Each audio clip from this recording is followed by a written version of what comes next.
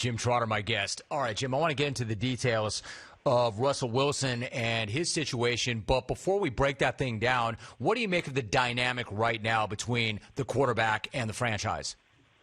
Jim, for me, it's not surprising at all. Pete has created a culture up there from the very beginning where he wanted his players to be able to speak their minds. And to me, this is no exception. So it's just that it's taken Russell this long to finally come out and say it publicly. So I'm not surprised at all by this. And in fact, I'm a little, if anything surprises me, is that it took this long for Russell to say what he's feeling about the situation. We're talking to Jim Trotter. So, Jim, what about the situation? You've got Pete Carroll, of course, who's all about a strong running game and a nasty defense, and the sense has been for a while that Russ would like to throw the ball some more and have a little more to say on what's going on with the offense. So how does that play out? I mean, can the two of these guys coexist with these two divergent viewpoints? How will it go? I think at some point it's going to come to a head, and I think one of them ends up moving on. The reason that I'm not surprised by this, or the thing that has surprised me to some degree, is that I remember having a conversation with Pete Carroll some time ago where he talked about his experience at USC. And he talked about the year that Carson Palmer won the Heisman Trophy, and the team finished 500, I believe. And Pete said at that point he never again wanted to have a team that was so dependent on the quarterback that it ended up impacting the final outcome of the team. And so when you saw these things going on with Russell Wilson, and even last year, the first half of the season, where they were throwing the ball like crazy, and Russell was putting up crazy numbers and was in the MVP conversation, I just kept thinking to myself, man, this isn't the Pete Carroll offense or team that I know that he desires. So over the second half of the season, as outlined in that terrific The Athletic piece that was written about this, it indicated all those things, that this was not the offense that Pete desires. It was not the style of football that Pete desires. And that's why I say I think it's going to come to a head at some point, because Russell is thinking legacy. Pete is thinking victories and formula and process and all of that. And right now the two of those things don't jive. Russell looks at what's going on with Tom Brady, what Drew Brees has done, what Peyton Manning did, all of that. And he wants his name to be in that group, and he wants it to be prominently in that group. And one of the ways he believes to do that is by putting up numbers that are insane. And that's why I say I just don't think this thing is going to last long term. We're talking to Jim Trotter. So, Jim, if it comes down to that, and it's a matter of picking one guy or the other, who's going to win that battle?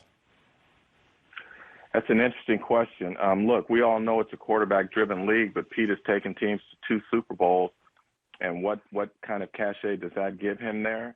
It's interesting, Jim, that the closer you are to Seattle, people believe that it will be Pete who will win that battle. The further away you are from Seattle, the more people think Russell Wilson will win that battle. So I don't know that I have the answer for you on that. I just think that it depends on at what point this thing plays itself out.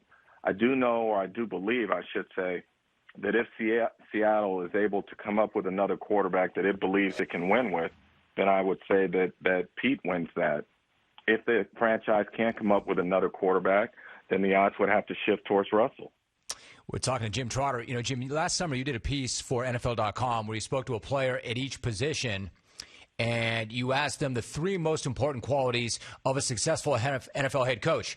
Richard Sherman told you, quote, Pete has his compete philosophy. He's got a whole psychological aspect that he goes through with, and he's got a routine that he goes through and puts his players through. So what do you make of that? And does Pete's approach get old and wear on guys after a while? Sure, I think it wears on them to some degree where they feel like what he's saying is not actually what's happening. And for years now, there have been folks who have believed, even Richard back to his time in Seattle, that Russell was treated differently than everyone else, that Pete was not as hard on Russell as he was on other players, particularly in team meetings. So I think that's what plays on players more than just the message of always compete. And the question becomes, is he being sincere to that message if he's being softer on some guys than others? So from that standpoint, what Richard said it's true. And, Pete it's interesting now that we are hearing him come out and speak more definitively about Russell or any flaws that he sees than we've heard at any point during Russell's career. And I think part of that is Russell understanding his position in this league, understanding his talents, his ability, and understanding his power. And one of the things that we are seeing from NFL players today, more of them are being willing to flex their muscle because they are understanding or believing that they do have power. And for a long time in this league, I don't think players believe that, but we've seen that shift over the last 5 to 10 years where I think players are coming into their own in terms of understanding what their power is in this league and what their leverage is in this league. I think you're right. I think it's a very good point.